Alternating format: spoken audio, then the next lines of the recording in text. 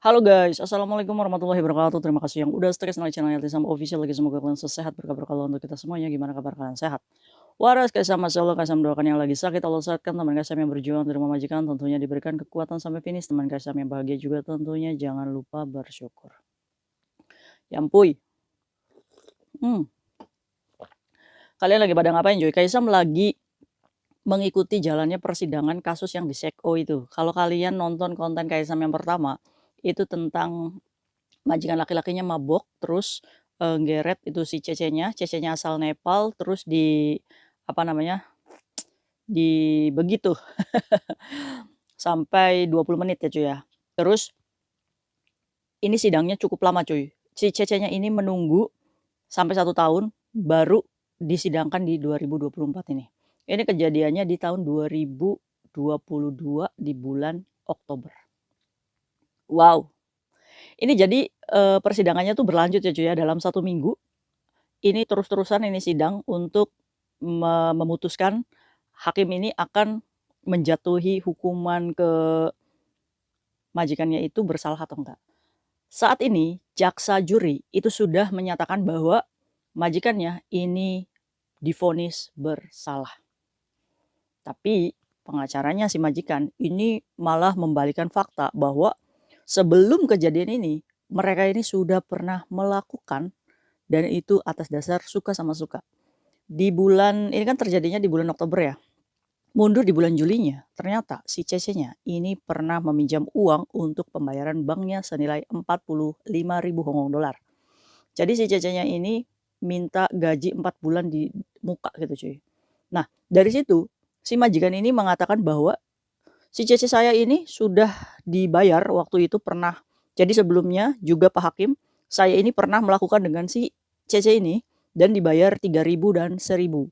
Nah, justru itu si cece ini malah meminjam uang kepada saya 45.000 untuk pembayaran hutangnya. Nah, yang lebih mencengangkan lagi, walaupun si juri jaksa ini menyatakan bahwa majikannya ini bersalah cuy, ternyata hasil visum ini menyatakan bahwa di area bawahnya ini si cece itu tidak ada luka yang menyatakan bahwa hubungan ini atas dasar paksaan gitu cuy. Wah, apakah akan kalah ini cece? Tapi walaupun begitu cuy, dibantah sama cecenya bahwa apa yang dinyatakan oleh majikan saya itu nggak benar adanya. Saya itu memang punya hutang, tapi majikan sendiri yang menawarkan untuk membantu saya dan memberikan 4 bulan gaji di muka. Ini karena si majikannya ini bukan orang Hong Kong ya cuy, dan istrinya pun bukan orang Hong Kong ternyata. Dia ini pengusaha dari Swedia dan istrinya ini dari Jepang. Nah, mereka ini bukan, apa namanya, bukan loihang si majikan perempuannya, ternyata mereka ini lagi cekcok cuy. Sehingga majikan perempuannya ini membawa 3 anaknya ke Jepang untuk kembali. Jadi pada saat itu mereka itu dalam keadaan yang lagi bertengkar, di tanggal 27 Oktober itu bertengkar.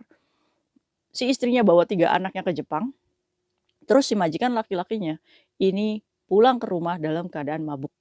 Nah, dalam persidangan ini pun satpam rumah ini menjadi saksi bahwa ditanya nih, pada waktu itu di jam itu, si A ini kan umurnya 35 tahun ya, masih muda ternyata.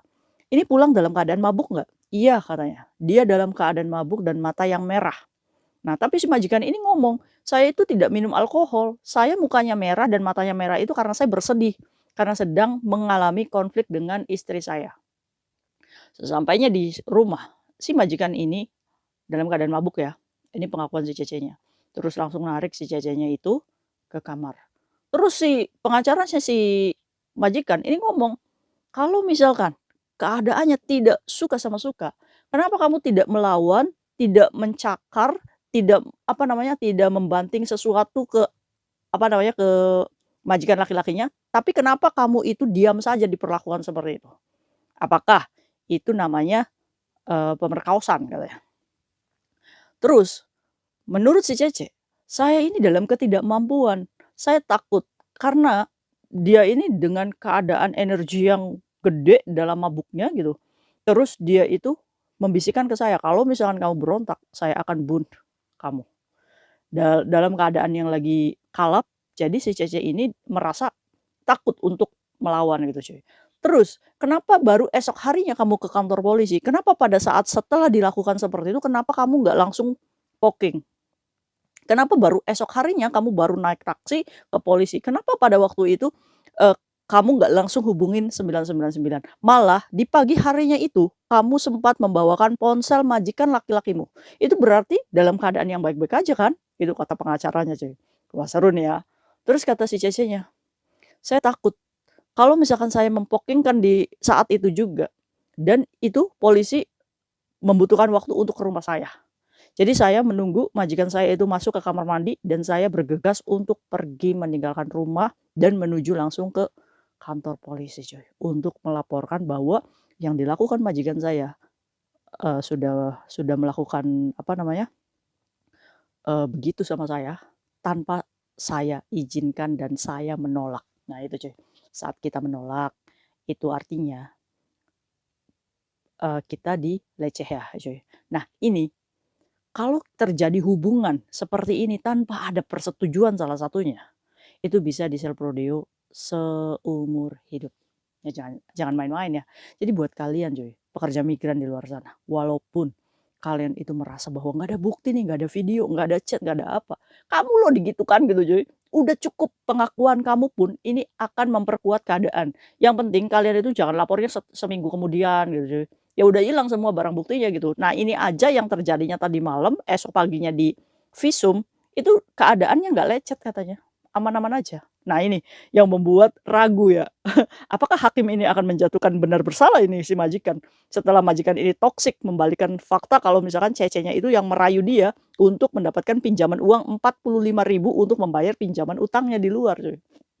Kenapa saat awal pertama pertama dia itu mau melakukan seperti itu, sekarang yang kedua melakukan seperti ini lagi, terus memutar balik fakta kalau misalkan majikan itu begitu kan tanpa izin. Ini kan berarti kan katanya si Cece ini berbohong. Nah ya, terus si Cece-nya, "Enggak, majikan saya itu berbohong."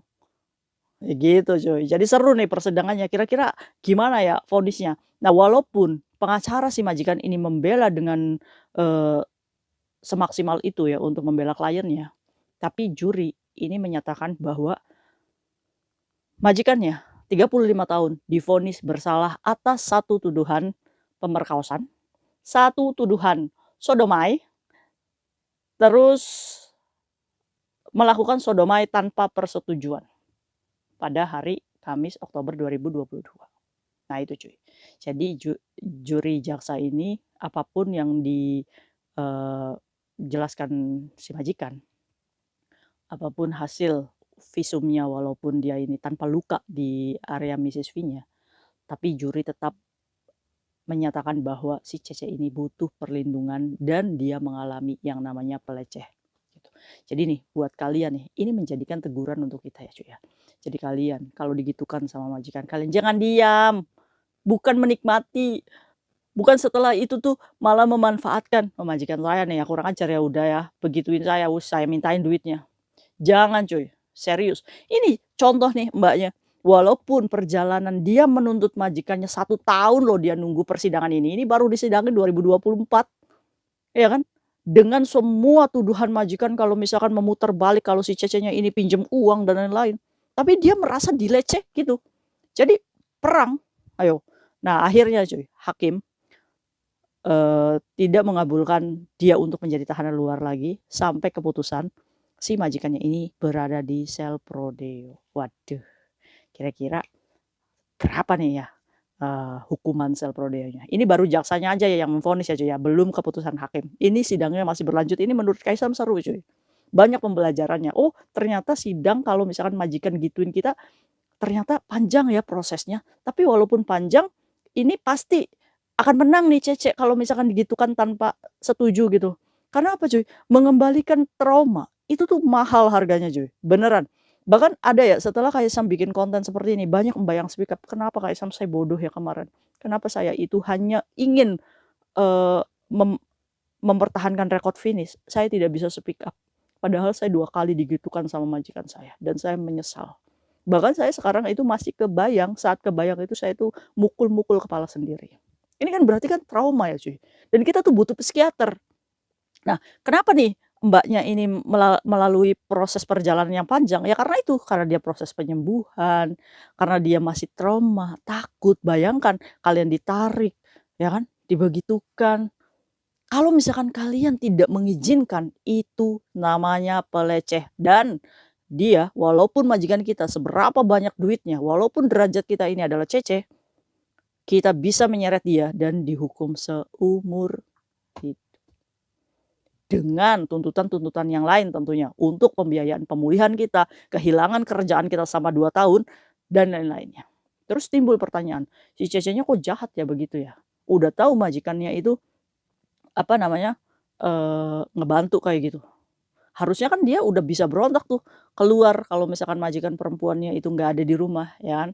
Nah ini lagi-lagi ya cuy ya, mungkin Juli, Agustus, September, Oktober, itu kan dia dipinjami uang 45.000, otomatis dia masih memiliki hutang sama si majikannya itu. Makanya dugaannya dia masih bertahan apapun kondisinya di rumah majikan itu, karena dia pinjam uang kan 45.000 nih cuy. Nah, untuk tuduhan yang pertama, dia ini sudah pernah tidur dengan majikannya, itu dibantah sama cecenya kalau tidak pernah melakukan hal itu cuy, dan itu baru pertama kalinya di bulan Oktober itu. Tapi majikannya bilang kalau misalkan sebelumnya saya juga udah tidur sama dia gitu, dan saya bayar dia 3.000, 1.000, bahkan saya pinjamin uang 45.000 katanya. Kenapa sekarang malah saya dilaporkan katanya. Aduh ini kejadiannya, tapi jaksa dengan tegas, "Kamu bersalah atas tuduhan ini nih." Wis keren ya. Wis kita tunggu hasilnya, walaupun ini ibaratnya buktinya hanya ungkapan Cece aja gitu cuy, apalagi nggak ada, apa namanya, bukti yang lainnya, tapi atas pengakuannya dia kalau misalkan saya merasa digituan gitu sama majikannya, itu bagus. Jadi buat kalian yang dibegitukan sama majikan, langsung nggak usah pilih pala, ambil handphonemu, report polisi, langsung datengin polisi terdekat, "Pak, saya digitukan." Syukur-syukur kamu belum dibersihkan itunya, sehingga bisa menjadikan bukti untuk kamu. Nah, kayak Tisam, kalau misalkan saya nuntutnya kayak gini, ini kan perjalanan persidangannya lama 1 tahun, ya nggak apa-apa. Nanti kita tuntut juga nih kehilangan kita kerjaan berapa berapa tahun, kita globalkan, iya kan? Karena dibegitukan kita kehilangan kerjaan yang harusnya kita mendapatkan penghasilan 100.000 Hong Kong dollar, ya kita tuntut loh dia untuk ganti rugi semuanya. Karena walaupun kalian domestic helper, kalian itu berharga. Kalian juga sama manusia dan kalian dilindungi oleh undang-undang hukum Hong Kong. Jadi jangan diam. Oke? Kasih tahu tuh mama tua kaplak. Jangan diam-diam enak-enak aja gitu kan. Harus pertahankan harga diri, ya kan? Jadi buang tuh mindset di mana ya udahlah sidangnya lama, udahlah dimaafkan aja, dimaafkan. Dimaafkan cuy, kamu itu tidak pernah menghargai dirimu semahal itu. Kalau kayak gitu pantaslah kalau kita diskon diri kita sendiri gitu kan. Aduh jadi ingat podcastnya Cokai ya, orang Indonesia itu sungguh sangat luar biasa cantik katanya. Tapi mudah-mudahan dari sini, apa namanya, kita bisa mengambil pembelajarannya kalau misalkan harga diri kita ini lebih mahal. Kita kerja bukan berarti kita menjadi